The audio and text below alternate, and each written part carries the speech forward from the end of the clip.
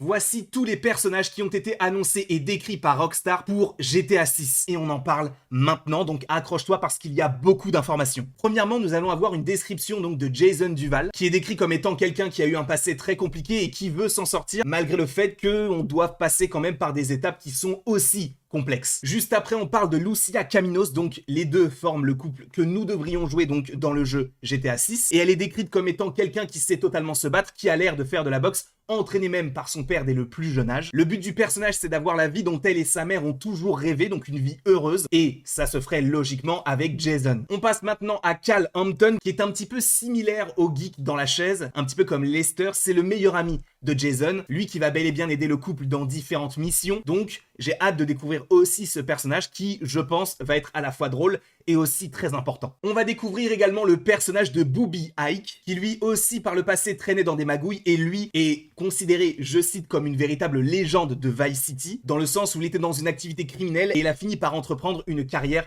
légale. Derrière son sourire, il pourrait totalement te la faire à l'envers, donc ce personnage-là aussi est à surveiller, sachant que c'est un patron de boîte de nuit et qu'il va produire certains artistes, et notamment Draquan Priest, qui était une sorte d'arnaqueur qui a fini par réussir un petit peu dans le rap, alors à son échelle, et son but c'est de devenir la plus grande star de son milieu à Vice City. Et donc oui, il y a un partenariat entre lui et Booby Ike. Mais ce n'est pas le seul personnage qui fait de la musique qu'on va découvrir dans le jeu. En effet, les Real Dimez sont deux amis du lycée qui s'appellent donc Baelux et Roxy, qui elles font du rap et vont se servir notamment des réseaux sociaux pour, montrer ce qu'elles savent faire. Et ça c'est intéressant parce que c'est un point de vue qu'on n'avait pas autant dans GTA V. Là ça va vraiment plus être développé et j'attends de voir ce qu'ils vont nous proposer. On continue avec Raúl Bautista, qui est considéré comme un vétéran des braquages, donc quelqu'un qui sait y faire et qui a vraiment une bonne réputation dans le milieu. Donc en gros, tu sais que quand tu l'as avec toi, t'es quasiment sûr de réussir ton coup. Et on suppose qu'on devra travailler avec lui sur des missions avec Lucia et Jason. Nous avons également le personnage de Brian qui lui, alors vu la description, est un petit peu une sorte de parrain pour le personnage de Jason, dans le sens où Jason vit gracieusement grâce à Brian, mais en échange de quelques missions. Et on a véritablement l'impression, notamment dans la description, qu'il le considère vraiment plus que juste quelqu'un qui pourrait travailler pour lui. D'ailleurs, encore une fois, un travail un peu obscur, bien sûr.